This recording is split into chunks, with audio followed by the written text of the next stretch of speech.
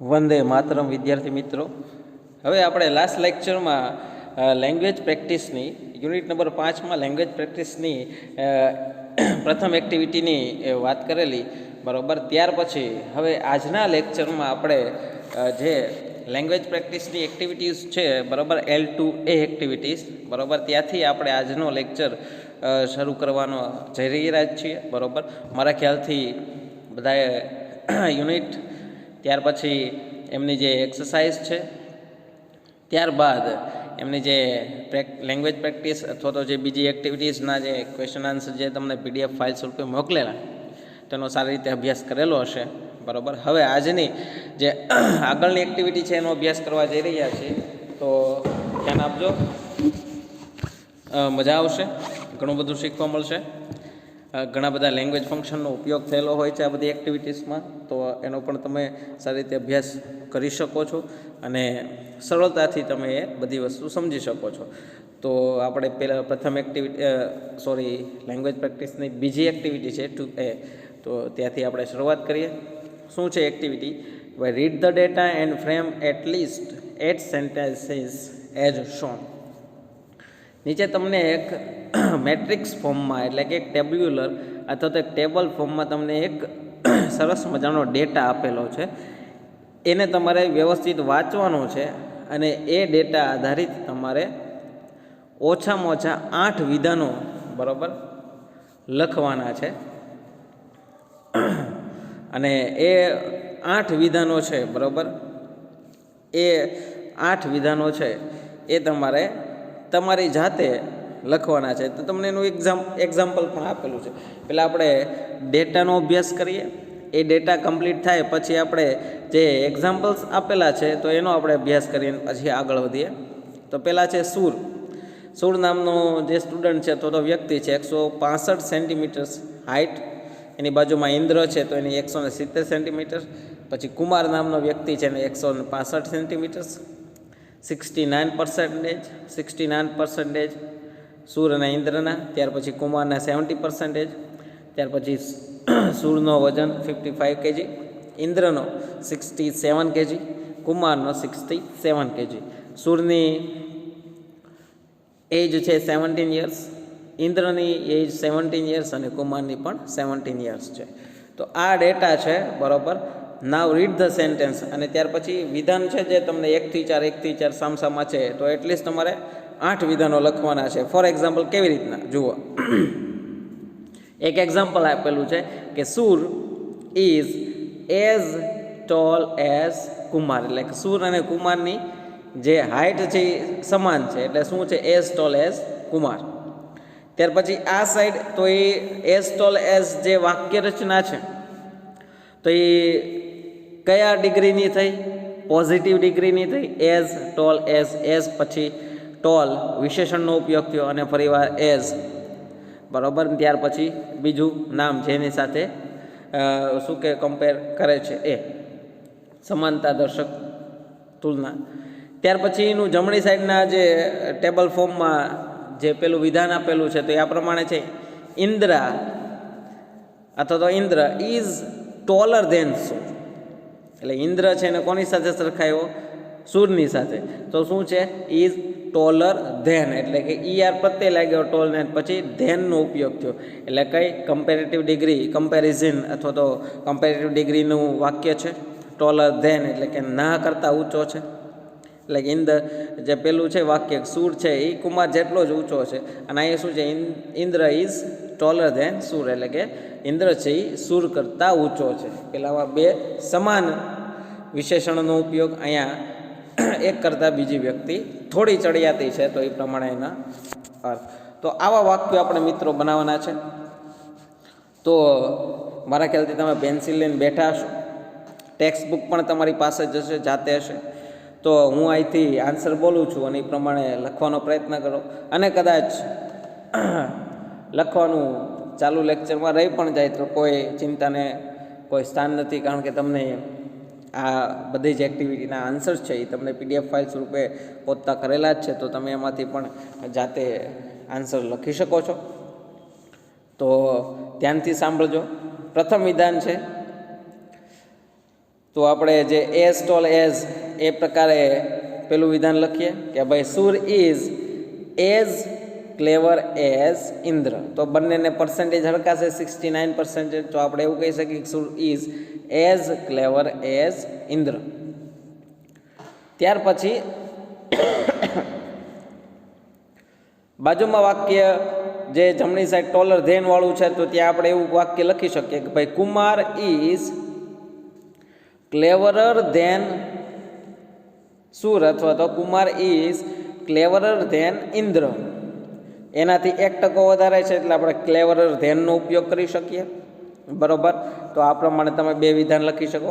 ત્યાર પછી બીજું વિધાન ડાબી સાઈડના કોલમમાં તો આપણે એ પ્રમાણે લખી શકીએ કે ભાઈ Indra is as fat as Kumar. એટલે કે ઇન્દ્ર અને કુમારનો બંનેનો વજન હરખો છે એટલે કે એઝ ફેટ એઝ કુમાર એ પ્રમાણે આપણે કહી શકીએ. ત્યાર પછી આપણે એવું કહી શકીએ કે ભાઈ કુમાર ઇઝ અથવા તો ઇન્દ્ર ઇઝ ફેટર ધેન સુર. એટલે કે ઇન્દ્ર અને કુમારનું વજન સુર કરતાં વધારે છે એટલે આપણે એવું કહી શકીએ Kumar is fatter than Sur અથવા તો ઇન્દ્ર ઇઝ ફેટર ધેન સુર. તો એ પ્રમાણે વાક્ય લખી શકીએ બીજું જમણી સાઈડની કોલમમાં. ત્યાર પછી ત્રીજું વિધાન આપણે એ પ્રમાણે લખીએ ડાબી સાઈડની કોલમમાં. ત્રીજું વિધાન સુર is as old as Indra અથવા તો સુર is as old as Kumar. કારણ કે બધાના વર્ષ સમાન છે. બરાબર.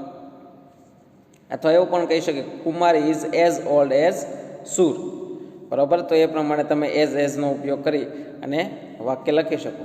ત્યાર પછી તમે એ પ્રમાણે પણ લખી શકો કે ભાઈ Kumar is as short as સુર.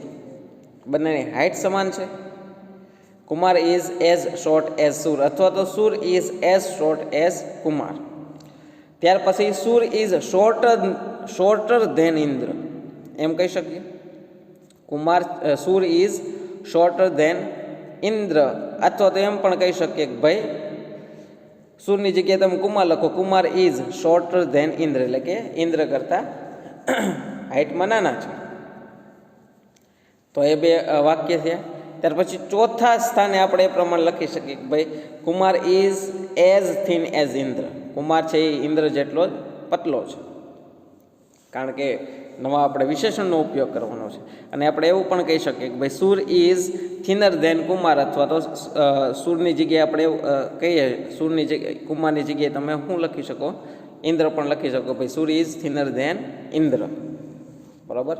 તો આપણે લગભગ 4 વાક્ય થઈ ગયા એક્ટિવિટીમાં. ત્યાર પછી આપણે એક્ટિવિટી આ સિવાય તમે જાતે પણ ઘણા બધા વિધાન બનાવી શકો પરંતુ આપણી પાસે ડેટા ખૂબ જ લિમિટેડ છે એટલે આપણે એમાં સેન્ટેન્સ પણ એટલા લિમિટેડ પણ બનાવી શકીએ. ત્યાર પછી L2B એક્ટિવિટીની વાત કરીએ જે તમારી સ્ક્રીન સમક્ષ છે. એમાં શું કરવાનું છે તો એ પણ કહું. Select the pair of words from A and compare them by choosing appropriate word from B and make sentences. કહે છે કે એક જે શબ્દોની પેર છે એ તમારે એ કોલમમાંથી ચૂઝ કરવાની છે. એ અને બી કોલમમાં જો આપેલા છે તમને શબ્દો A and compare them by choosing appropriate word from B. અને એ જે તમે પેર ચૂઝ કરી છે બે શબ્દોની બરાબર એને તમારે કોની સાથે કમ્પેર કરવાના છે જે બી કોલમમાં જે શબ્દો આપેલા છે એની સાથે તમારે કમ્પેરિઝન કરવાની છે. બરાબર. અને એ કમ્પેરિઝન કરી અને તમારે એનું વિધાન બનાવવાનું છે. તો તમારી સમક્ષ ચિત્ર પણ આપેલા છે. બરાબર. અને એ ચિત્ર પ્રમાણે તમારે એ અને બી કોલમમાં શબ્દો પણ આપેલા છે.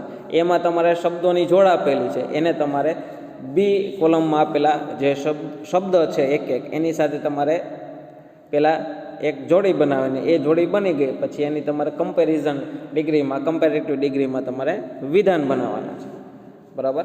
તો અહીંથી હું વિધાન બોલતો જઈશ ને તમે લખવાનો પ્રયત્ન કરજો. પહેલાં એક તમને એક્ઝામ્પલ આપેલું છે. ફોર એક્ઝામ્પલ કે ભાઈ આયરન ઇઝ અથવા તો આયન ઇઝ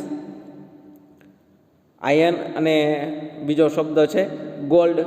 ગોલ્ડ અને આયન પેલો જે શબ્દની જોડ છે તો એને કયા શબ્દ સાથે પેલા કોલમ બીમાં મેચ કર્યું છે કે ચીપ. તો ચીપર ધેન ગોલ્ડ. તો એ પ્રમાણે સેન્ટેન્સ મળ્યું કે ભાઈ iron is cheaper than gold. તો એ પ્રમાણે વિધાન બન્યું. ત્યાર પછી આપણે બીજું વિધાન બનાવીએ. બરાબર, પેન્સિલથી લખવાનો પ્રયત્ન કરજો અથવા તો તમે શાંતિથી સાંભળો તો પણ ચાલશે. તો બીજી પેર છે શબ્દોની એલિફન્ટ અને ડોગ. તો તમે બંનેને કેવી રીતના સરખાવી શકો? એક તો મોટું અને એક જાડું. તો આપણે મોટાથી વાક્ય બનાવ્યું. ફોર એક્ઝામ્પલ એવી રીતના આપણે લખી શકીએ કે ભાઈ an elephant is bigger than a dog. બરાબર, એક હાથી છે એ એક કૂતરા કરતાં મોટો હોય છે. તો બિગર આપેલું છે કોલમ બીમાં. ત્યાર પછી વોટર અને ઓઇલ જે શબ્દોની જોડ છે એને આપણે સરખાવીશું અથવા તો એને પહેલાં જોડીશું થિનર શબ્દ સાથે. થિન એટલે કે પતલું. તો આપણે એ પ્રમાણે વાક્ય બનાવી શકીએ કે ભાઈ water is thinner than oil. એટલે કે પાણી છે એ જે ઓઇલ છે, બરાબર, તેલ છે, બરાબર, ઘટ પ્રવાહી છે એના કરતાં પતલું હોય છે. ત્યાર પછી બલૂન અને બોલ. તો એને આપણે બલૂન અને બોલને આપણે એક શબ્દ છે હેવિયર, બરાબર, જે બીમાં કમ્પેરેટિવ ડિગ્રીનું જે વિશેષણ છે તો એમાં આપણે એ પ્રમાણે સેટ કરી શકીએ. ફોર એક્ઝામ્પલ કે a ball is heavier than a balloon. એટલે કે જે બોલ છે, દડો છે, એ એક બલૂન એટલે કે ફુગ્ગા કરતાં હેવિયર એટલે કે ભારે છે. ત્યાર પછી એક શબ્દ રહ્યો ટ્રેન, બસ અને ફાસ્ટર. ટ્રેન, બસ એક બે શબ્દોની જોડ અને બીમાં ફાસ્ટર એક શબ્દ રહ્યો. તો આપણે એ પ્રમાણે વાક્ય બનાવી શકીએ કે a train is faster than a bus. એટલે કે ટ્રેન છે એ બસ કરતાં ઝડપી હોય છે. બરાબર, તો એ પ્રમાણે આપણે કમ્પેરેટિવ ડિગ્રીના વાક્યો જાતે પણ બનાવી શકીએ. એ ઉપરાંત પણ તમે ઘણા બધા વિધાનોનો ઉપયોગ કરી નવા વિધાનો પણ બનાવી શકો. પરંતુ આપણી પાસે લિમિટેડ જે શબ્દો અને વિશેષણોનો ઉપયોગ કરવાનો હોય એટલે આપણે આ પ્રમાણે જ બનાવીશું. ત્યાર પછી તમારી સ્ક્રીન સમક્ષ L3 એક્ટિવિટી છે આપેલી છે. તો આપણે એની વાત કરીએ. તો એમાં શું કરવાનું છે એ જોઈએ આપણે. L3 activity, write the opposites of words of A and B. કહે છે કે જે કોલમ એમાં આપેલા જે શબ્દો છે એના તદ્દન વિરોધી અર્થ દર્શાવતા શબ્દો છે, બરાબર, એ તમારે બીમાં લખવાના. એટલે કે જે કોલમ એમાં આપેલા છે એ બધા જ વિશેષણો છે અને એને ER પ્રત્યે લગાવેલો છે એટલે કે કમ્પેરેટિવ ડિગ્રીનું, બરાબર, એ વિશેષણ છે. તો સામે બી કોલમમાં પણ તમારે કમ્પેરેટિવ ડિગ્રીનું જ વિશેષણ લખવાનું રહેશે. ફોર એક્ઝામ્પલ કે પહેલાં સ્ટ્રોંગર આપેલું છે મજબૂત, તો એની સામે વીકર આપેલું છે નબળું.